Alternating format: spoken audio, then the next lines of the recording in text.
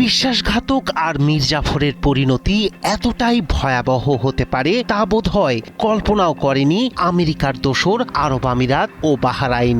মার্কিন হামলার পর ইরানের প্রতিশোধের আগুনের প্রথম ধাক্কা লাগলো এই বেঈমানদের গায়ে। দুবাই বাহরাইনের ধনীদের সাজানো বাগান তছনছ করেছে ইরানের প্রতিশোধের মিসাইল। দুবাইয়ের আকাশে আঁচড়ে পড়েছে মিসাইলের ঝড়, বিমানবন্দরে বিস্ফোরণ, বিলাসবহুল হোটেলে আগুন। অন্যদিকে বাহরাইনে কেঁপে ওঠা মার্কিন নৌঘাঁটি। সব মিলিয়ে এক ভয়াবহ বার্তা দিচ্ছে খামেনির যোদ্ধারা। ইতিহাসের সবচেয়ে বিধ্বংসী এই হামলাকে কঠিন প্রতিশোধ হিসেবে দেখছে আইআরজিসি। আর উপসাগরীয় এই দুই রাষ্ট্রের জন্য পক্ষ বেছে নেয়ার নির্মম পরিণতি। ইরানের সাথে সম্পর্কে টানাপোড়েন আর ওয়াশিংটনের পাশে দাঁড়ানোর সিদ্ধান্তের ফল ভোগ করছে সংযুক্ত আরব আমিরাত ও বাহরাইন। ইরানের পাল্টা অভিযানে কেঁপে উঠেছে উপসাগরীয় এই দুই দেশ। স্থানীয় সময় শনিবার দুপুর থেকে দুবাই ও আবুধাবির আকাশে দেখা যায় ক্ষেপণাস্ত্রের ঝড়।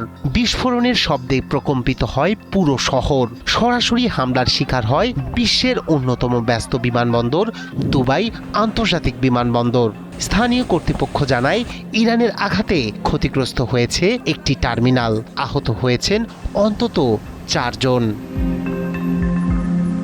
ইরানের হাত থেকে রেহাই পায়নি দুবাইয়ের প্রতীকী স্থাপনা বুর্জ আল আরব।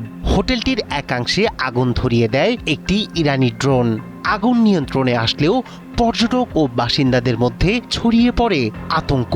এদিকে সম্ভাব্য হামলার আশঙ্কায় তড়িঘড়ি করে খালি করা হয় বিশ্বের সর্বোচ্চ ভবন বুর্জ খলিফা। একই সময় কৃত্রিম দ্বীপ পাম জুমেইরা এলাকায় একটি হোটেলের কাছেও বিস্ফোরণের ঘটনা ঘটে। এছাড়া শহরের আরেক কৌশলগত স্থাপনা জাবেল আলী পোর্টে আঘাত হানে ইরান। হামলা থেকে রক্ষা পায়নি আবুধাবির জায়েদ আন্তর্জাতিক বিমানবন্দর। এতে নিহত হন এক এশীয় নাগরিক এবং 7 জন আহত হওয়ার কথা নিশ্চিত করেছে কর্তৃপক্ষ।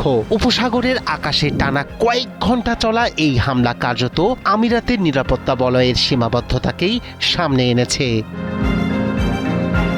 অন্যদিকে বাহরাইনেও চলে ইরানি তাণ্ডব। রাজধানী মানামার কাছে অবস্থিত মার্কিন নৌঘাঁটিতে ক্ষেপণাস্ত্র হামলার দাবি করেছে ইরান।